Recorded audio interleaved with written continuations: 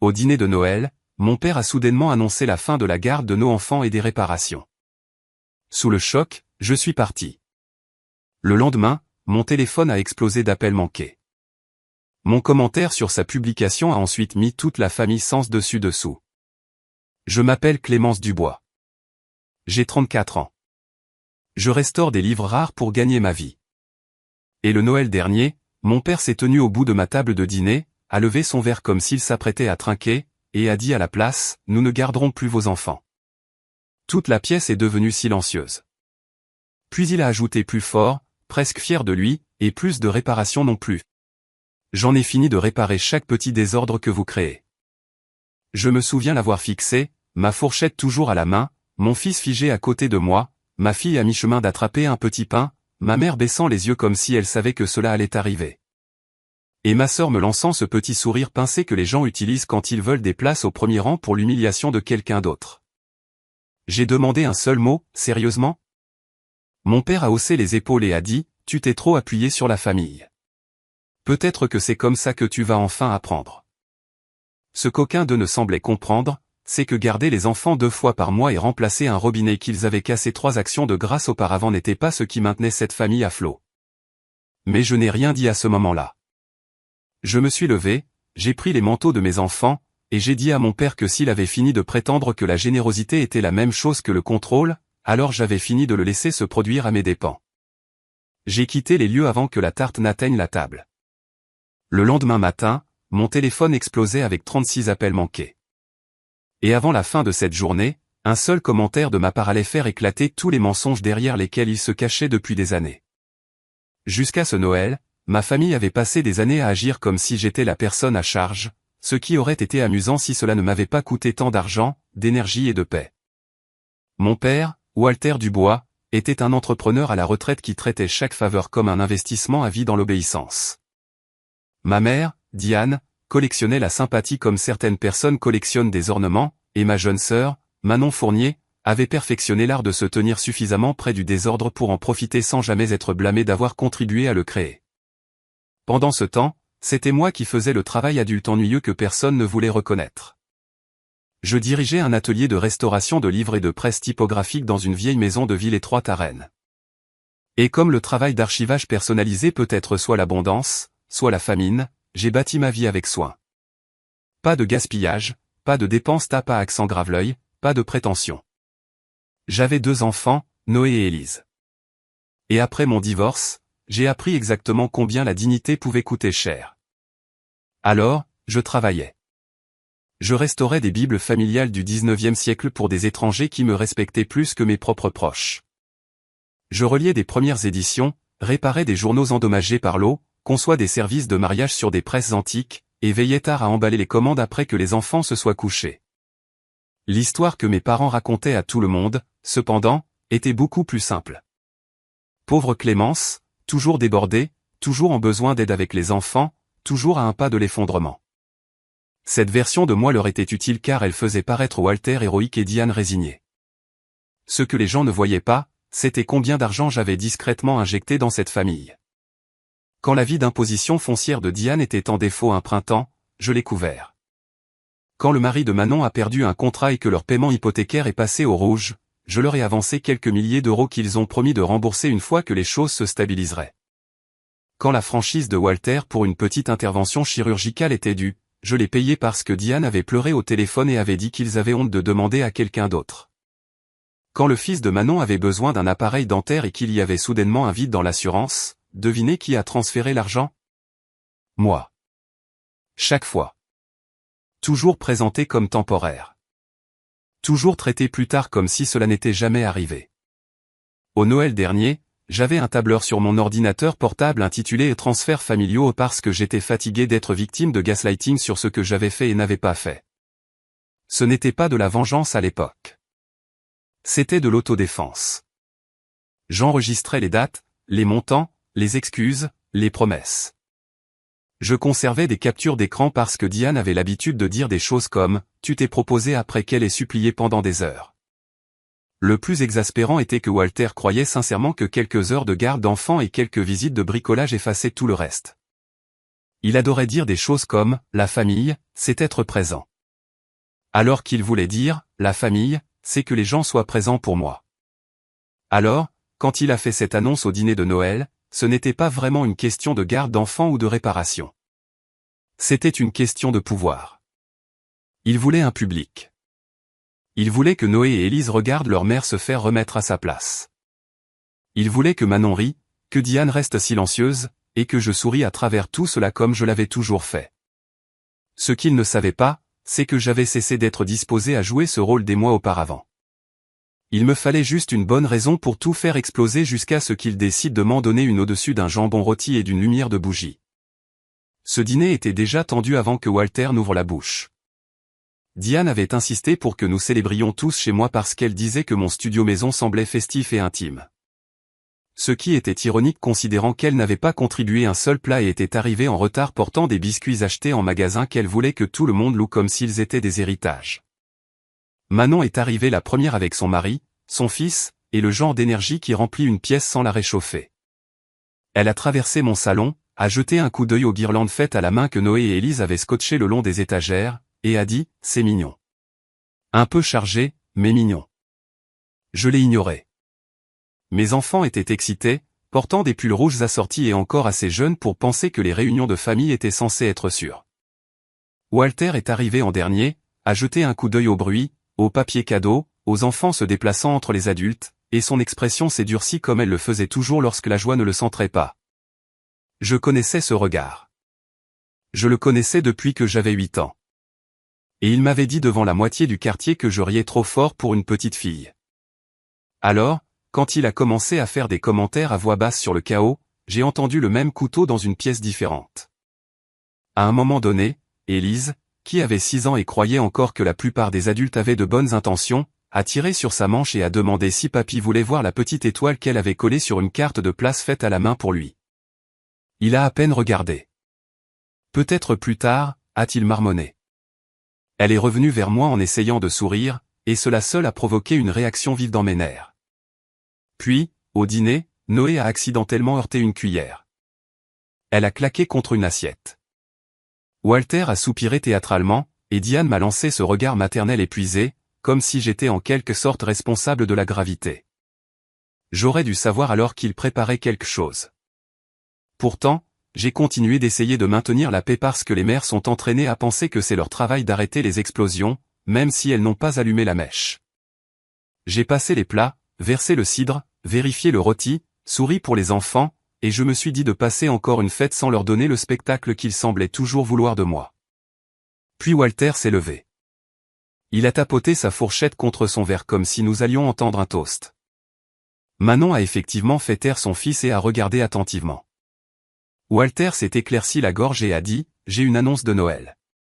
Puisque Clémence pense que la famille est une sorte de service gratuit, ta mère et moi en avons fini avec le babysitting, en avons fini avec les réparations.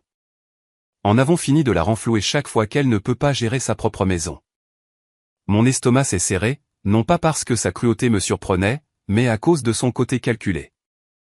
Il avait attendu que mes 2 enfants regardent. Il voulait qu'ils entendent que leur mère était un fardeau. J'ai regardé autour de la table. Diane ne lui a pas dit d'arrêter. Manon a pincé les lèvres comme si elle essayait de ne pas sourire. Son mari fixait son assiette. Noé s'est figé.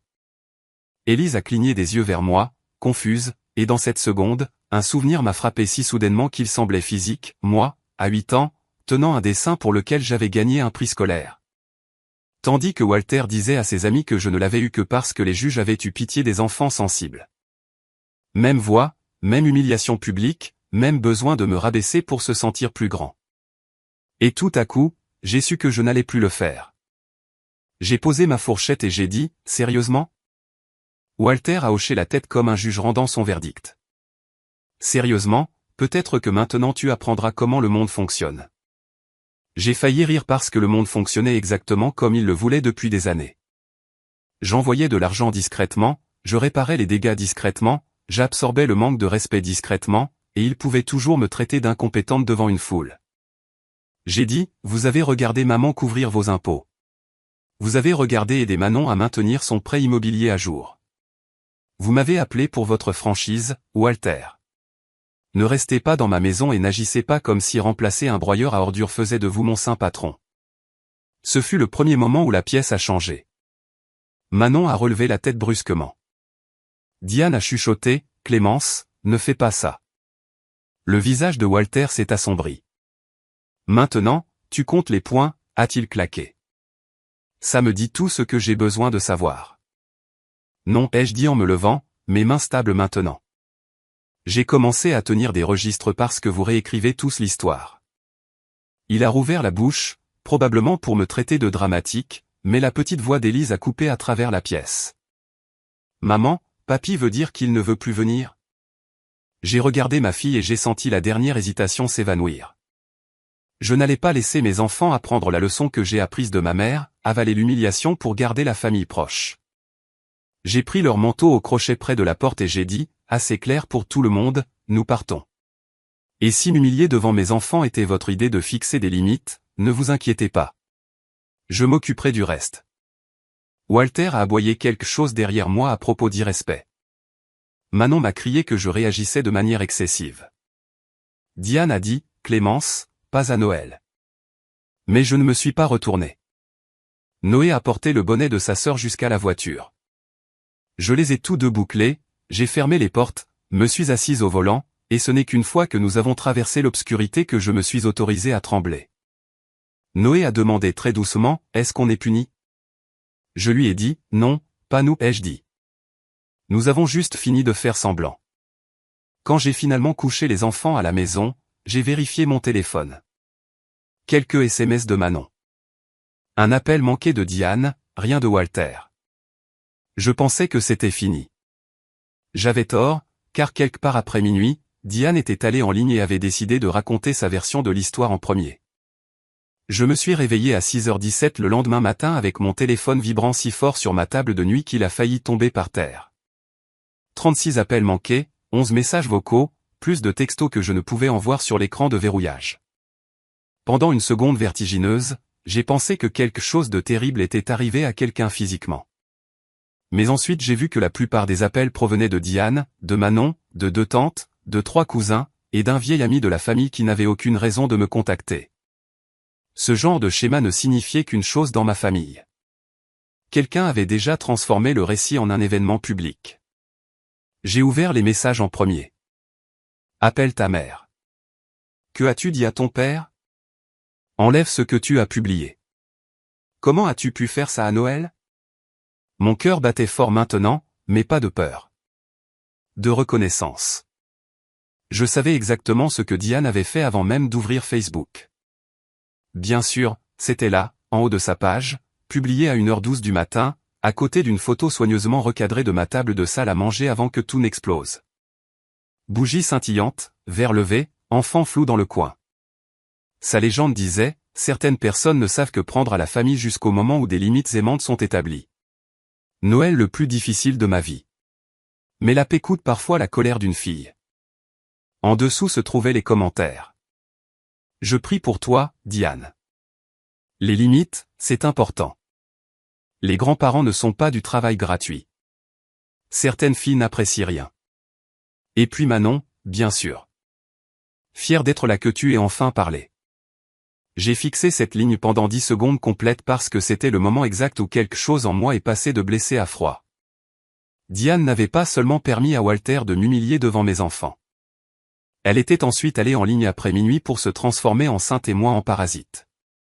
Elle voulait des témoins. Très bien. Je savais comment lui en donner. Je n'ai pas appelé en premier. Je n'ai pas envoyé de texto. Je suis allé à mon ordinateur portable, j'ai ouvert le dossier où je gardais les captures d'écran et les transferts, et je me suis assise là dans ma robe de chambre, mon café refroidissant à côté de moi, pendant que je sortais les chiffres. Taxe foncière de Diane, 2143 €. Déficit hypothécaire de Manon, 1800 €, puis encore 900 € le mois suivant. Franchise de Walter, 3275 €. Appareil dentaire, paiement, réparation de chaudière, 2 annulations de coupures de service public pour la maison de Diane, chacune soigneusement enregistrée, chacune eurodatée, chacune suivie d'une variation de merci, nous allons arranger les choses. Je n'avais pas besoin de tout. J'avais seulement besoin d'assez pour percer le mensonge. Alors, je suis retourné à la publication de Diane et j'ai écrit un commentaire, Justin. Limites aimantes. Phrase intéressante. Puisque nous sommes publics, soyons précis. Rien qu'au cours des 2 dernières années, j'ai payé vos impôts fonciers, la franchise de papa, le manque à gagner de l'hypothèque de Manon, l'acompte des bacs de Benoît nouveau nom pour le mari de Manon, et 2 de vos factures de services publics en retard. Papa a regardé tout cela arriver avant de se lever dans ma maison et de dire à mes enfants que je vis à ses crochets parce qu'il gardait les enfants 2 fois par mois. Si vous voulez la paix, commencez par l'honnêteté. Je n'ai rien joint au début.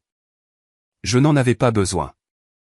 Le pouvoir résidait dans le calme, la spécificité, le fait que Diane savait que je pouvais prouver chaque mot. Pendant 3 minutes, rien ne s'est passé. Puis le nombre de commentaires a bondi. Puis mon téléphone a sonné à nouveau. Diane a refusé. Manon a refusé. Walter, pour la première fois depuis le dîner, a refusé. Un cousin a commenté, « Attendez, quoi ?»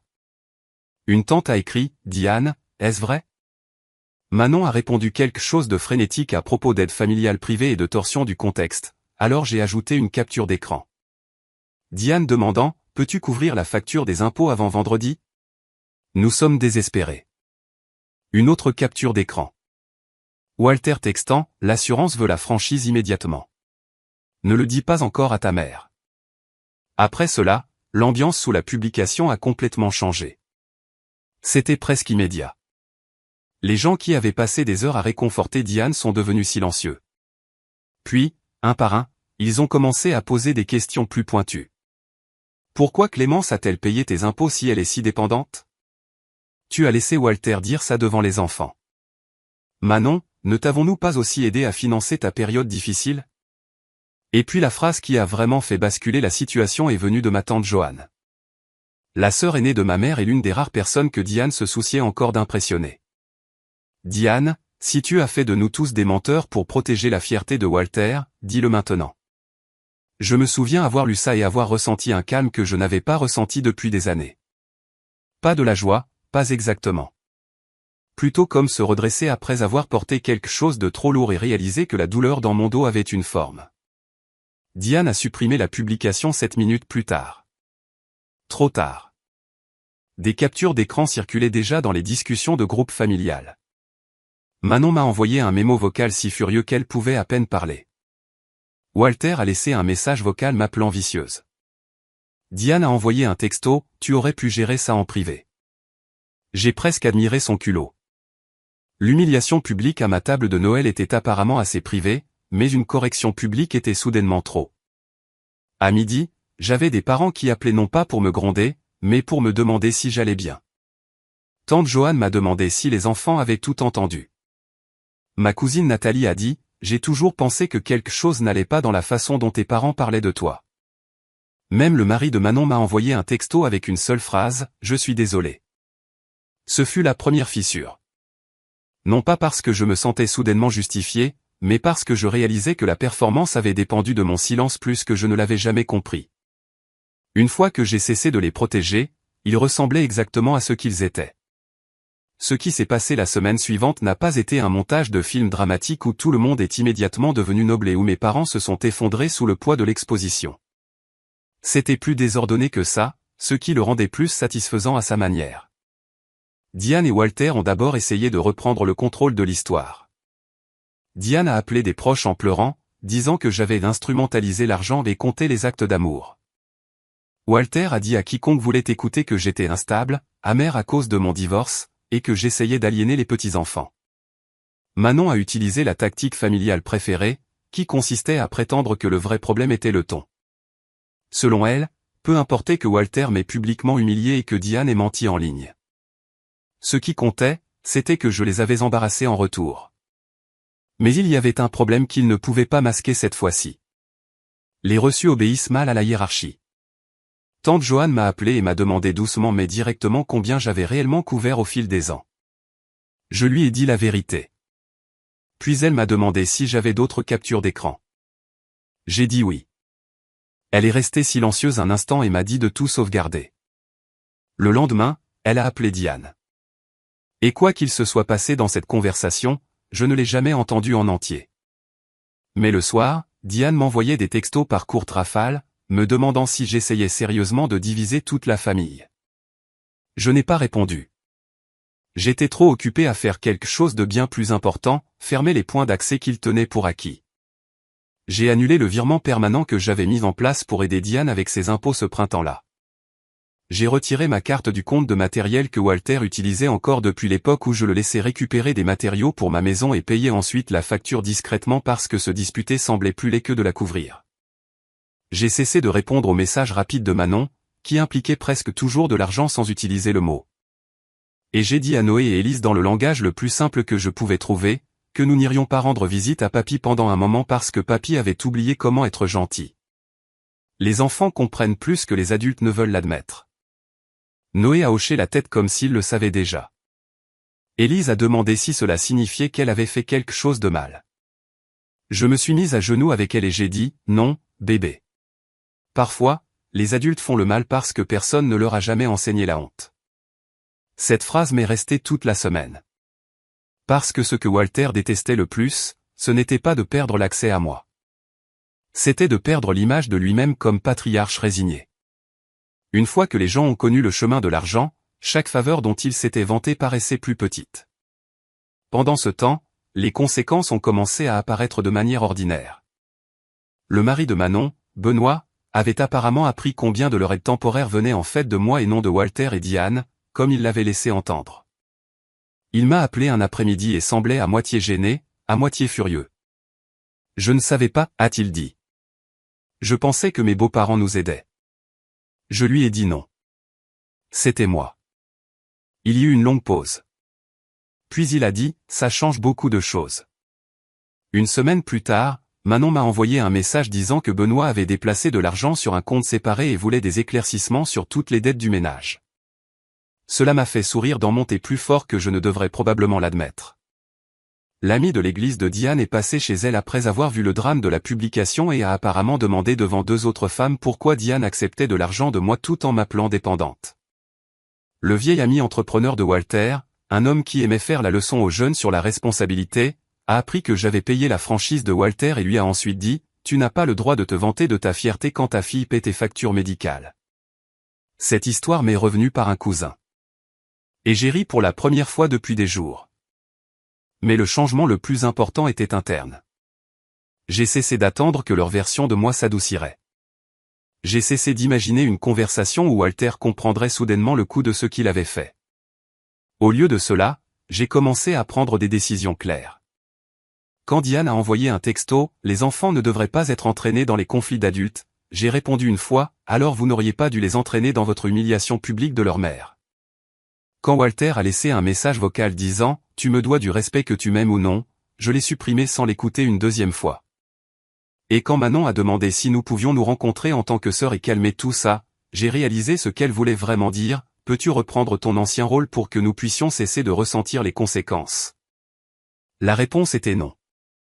Pas bruyamment, pas de manière théâtrale, juste non.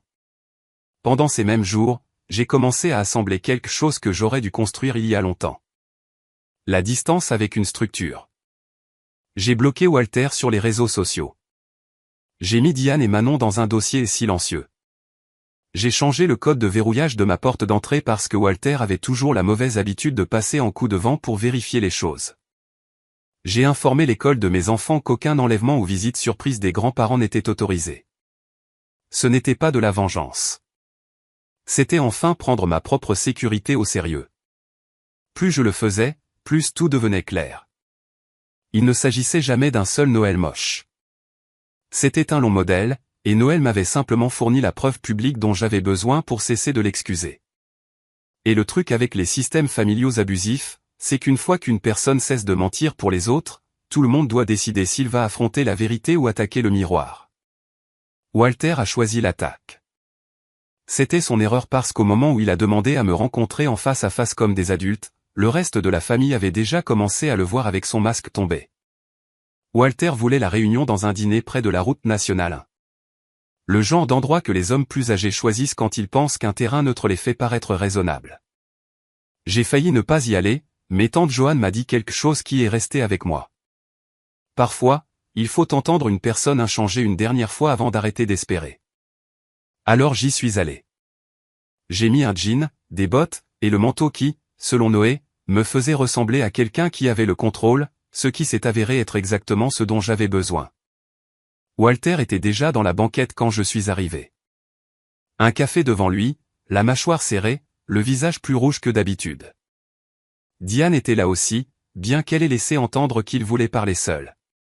Cela aurait dû m'alerter. Manon est arrivée 5 minutes plus tard, se glissant à côté de Diane comme s'il s'agissait d'une intervention.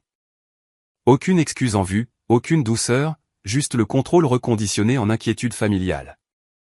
Je me suis assise, j'ai gardé mon manteau et j'ai dit « Vous avez 10 minutes ». Walter a commencé avec la voix que les hommes utilisent quand ils pensent que le volume équivaut à l'autorité. « Tu es allé trop loin. » Il a dit « Quels que soient nos problèmes, tu ne fais pas honte à ta famille en public. » J'ai failli sourire. Vous vous êtes levé à ma table de Noël et vous avez traité mes enfants de fardeau. Il a balayé ça. J'établissais des limites. Non, ai-je dit. Vous jouiez la comédie. Diane est intervenue alors, disant qu'il voulait seulement que j'apprécie tout ce qu'ils avaient porté pour moi au fil des ans. Manon a ajouté que tout le monde était épuisé par mon grand livre de contes de ressentiment, une phrase riche venant de quelqu'un dont le mari venait de découvrir combien de leur hypothèque j'avais couverte. J'ai écouté vraiment, et j'ai réalisé quelque chose d'extraordinaire. Pas un seul d'entre eux n'était venu assumer la responsabilité. Ils étaient venus parce que le récit public avait échoué, et ils voulaient que je reprenne mon rôle d'absorbeur silencieux. Walter s'est finalement penché en avant et a laissé tomber complètement le masque. « Tu m'as embarrassé », a-t-il dit. Devant Joanne, devant de vieux amis, devant le mari de Manon. Tu m'as fait passer pour quelqu'un qui vivait au crochet de sa fille. J'ai soutenu son regard. Parce que c'était le cas. C'est là que son visage a changé. Toute possibilité de conversation civile s'est évaporée. Après tout ce que j'ai fait, a-t-il claqué. Après chaque réparation, chaque heure avec tes enfants, chaque Noël, chaque fois que je me suis présenté, tu penses pouvoir m'effacer parce que j'ai dit la vérité. Tu n'arrives pas à élever des enfants, n'est-ce pas, Clémence?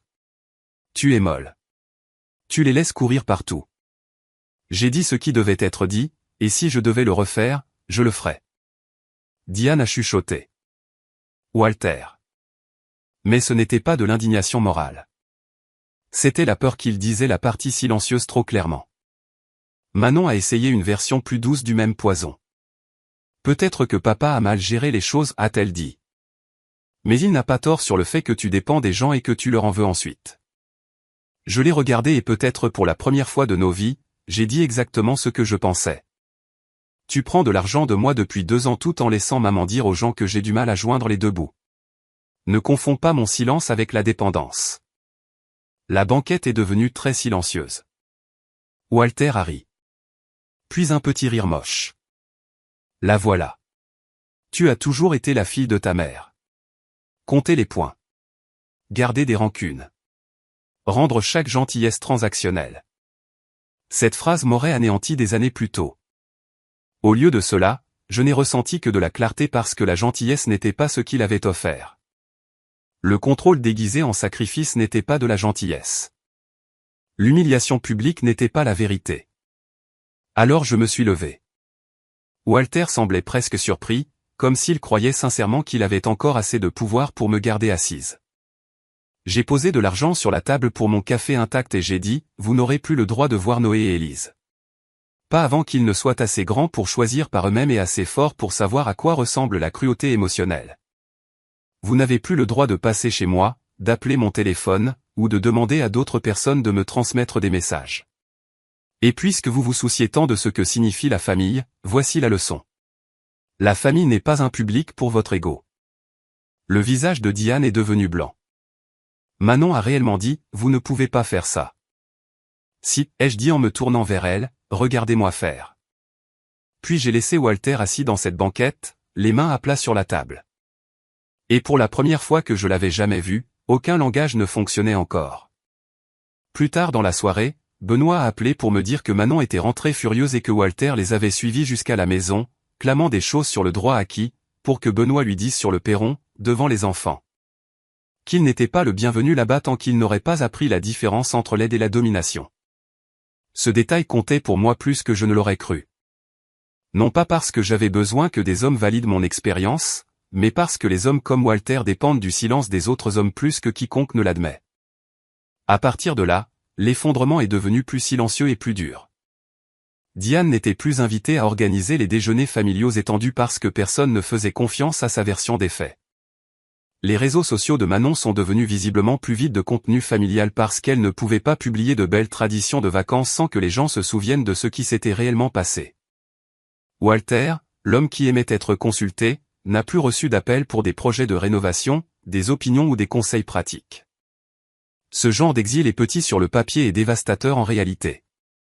Pourtant, il n'a pas fait d'excuses. Il a dit aux gens que j'empoisonnais la famille contre lui. Il a dit que je lui privais ses petits-enfants par dépit. Il a dit à Diane que je finirais par revenir vers lui parce que je le faisais toujours. Il avait tort. Et un peu plus de 3 mois plus tard, un après-midi gris de mars, j'ai reçu un appel téléphonique qui prouvait à quel point il avait tort. L'appel provenait d'un hôpital à Cranston. Walter avait subi ce que l'infirmière a décrit comme un AVC grave mais survivable. Et parce que Diane m'avait inscrite comme contact d'urgence des années plus tôt et n'avait apparemment jamais rien mis à jour, mon nom était toujours dans le système. Je me tenais dans mon studio avec un atlas à moitié réparé ouvert sous mes mains, la colle séchant à la reliure, et j'écoutais pendant que l'infirmière expliquait la rééducation, l'observation, la notification familiale. Je l'ai remercié, lui ai dit que Diane devrait être le contact principal, et j'ai raccroché. Puis je suis resté là un long moment, sans bouger, parce que peu importe à quel point vous êtes fini, il y a certains appels que votre corps reçoit toujours comme un ancien temps. Manon a envoyé un texto immédiatement après, « Papa a fait un AVC. S'il te plaît, ne rends pas les choses plus difficiles. Pas s'il te plaît, viens point. Pas s'il te plaît, pardonne. » Juste la demande habituelle que j'aide à atténuer l'inconfort. J'ai demandé à tante Joanne la vérité. Elle a appelé et m'a dit que Diane était à l'hôpital. Manon était allée et venue, mais Walter avait demandé après moi 2 fois. Demander était probablement trop généreux, a dit Joanne, il a exigé, puis il a pleuré. Je me suis assise sur le sol de mon atelier après cela, et j'ai regardé le grain des vieilles planches de bois pendant que Noé et Élise coloraient à la table du fond, en sécurité, inconscients de l'ancienne guerre essayant une fois de plus de m'attirer. C'est la partie où les histoires forcent généralement une morale claire. La fille apprend que le père est faible. La fille se souvient qu'il est humain. La fille se précipite. La fille pardonne. J'ai besoin que vous sachiez que la vraie vie n'a pas fait cela pour moi. Ce que j'ai ressenti n'était pas de la vengeance. Exactement. C'était le poids de chaque fois où j'avais renoncé à moi-même pour qu'un autre puisse maintenir son rôle intact. J'ai pensé à Walter debout à ma table de Noël. J'ai pensé à Élise demandant si papy ne voulait plus venir. J'ai pensé à Diane postant ce mensonge après minuit pendant que je dormais à une pièce de mes enfants, épuisée et tremblante. Et j'ai pensé au dîner, Walter disant que s'il devait le refaire, il le referait. Cette phrase comptait parce que les gens aiment romancer la maladie comme si la fragilité créait automatiquement le remords. Ça ne le fait pas. Parfois, cela ne fait qu'enlever la performance et laisse la même personne demander l'accès sans responsabilité. 2 jours plus tard, après avoir organisé la garde des enfants, j'ai conduit jusqu'à l'hôpital. Non pas parce que j'avais changé d'avis, mais parce que je voulais être certaine que le mien était pris en plein jour. Pas par peur ou par culpabilité ou par l'opinion d'un cousin sur ce que font les bonnes filles. Walter était en soins intensifs en transition à ce moment-là, le visage gris, plus petit, un côté de sa bouche altéré. Les machines autour de lui rendaient tout à la fois tragique et étrangement impersonnel. Diane m'a vu à travers la fenêtre et s'est levée si vite que j'ai cru qu'elle allait s'évanouir. Ses yeux se sont immédiatement remplis de larmes. « Clémence, a-t-elle dit, comme si mon nom seul devait finir le reste. » J'ai demandé une seule question. A-t-il fait des excuses? Diane a eu l'air dévastée, ce qui était une réponse suffisante. Il veut voir les enfants, a-t-elle murmuré. Non, ai-je dit. Elle s'est mise à pleurer alors, me disant que la vie était courte. Les familles regrettent des choses. Walter avait peur. Walter ne pensait pas à la moitié de ce qu'il avait dit. J'ai écouté. Puis je lui ai dit quelque chose que j'avais appris à mes dépens. La peur des conséquences n'est pas la même chose que le regret du tort causé. Diane s'est couvert la bouche. J'ai failli lui lancer ma tarte à ce moment-là. Elle avait passé toute une vie à construire son mariage autour du fait de faire de la météo émotionnelle de Walter le problème de tout le monde. Et maintenant, même la catastrophe n'aurait pas pu racheter ce que sa fierté lui avait coûté. Je me suis approché de la vitre et je l'ai regardé. Il était réveillé. Ses yeux ont trouvé les miens. Même là, même faible et attaché à des tubes, j'ai vu de la colère avant la honte. Il a levé une main légèrement, faisant signe d'approcher. Je n'ai pas bougé. Je suis resté là assez longtemps pour savoir qu'il m'avait vu clairement, assez longtemps pour qu'il comprenne que c'était un choix, pas un accident. Et puis je me suis retourné. Diane a prononcé mon nom une fois, sèchement, avec incrédulité. Manon m'a regardé comme si je venais de briser une règle sacrée. Peut-être que je l'avais fait. Peut-être que la règle sacrée dans notre famille avait toujours été que Clémence absorbe. Clémence explique. Clémence revient. Plus maintenant. J'ai quitté l'hôpital, je suis monté dans ma voiture, et j'ai pleuré si fort que j'ai dû attendre 10 minutes avant de pouvoir conduire. Non pas parce que je pensais avoir pris la mauvaise décision, mais parce que parfois la bonne décision est toujours le deuil. Dans les mois qui ont suivi, les choses se sont installées dans une nouvelle forme. Walter a déménagé en centre de réadaptation, puis dans un logement assisté plus petit parce que Diane ne pouvait pas le gérer seule et personne ne s'est porté volontaire pour reprendre l'ancienne orbite.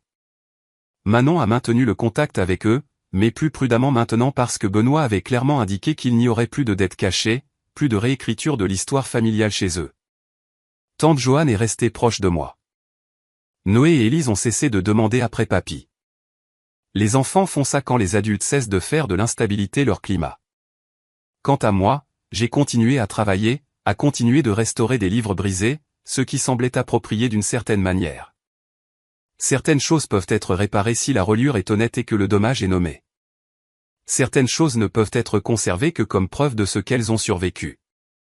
Le Noël dernier, un an après le dîner qui avait tout fait éclater, Noé m'a aidé à suspendre des guirlandes lumineuses devant l'entrée de l'atelier tandis qu'Élise tamponnait de petites étoiles dorées sur des étiquettes cadeaux faites à la main.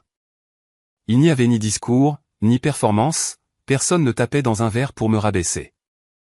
Juste la paix, la vraie paix, celle que ma mère a essayé de simuler dans cette publication de minuit et qu'elle n'a jamais comprise.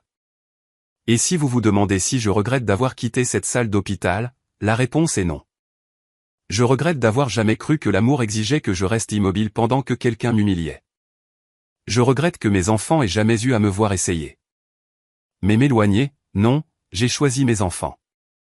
J'ai choisi la version de moi-même qu'ils méritent d'apprendre. Alors je vous laisse avec la question que Walter m'a forcé à répondre pour moi-même.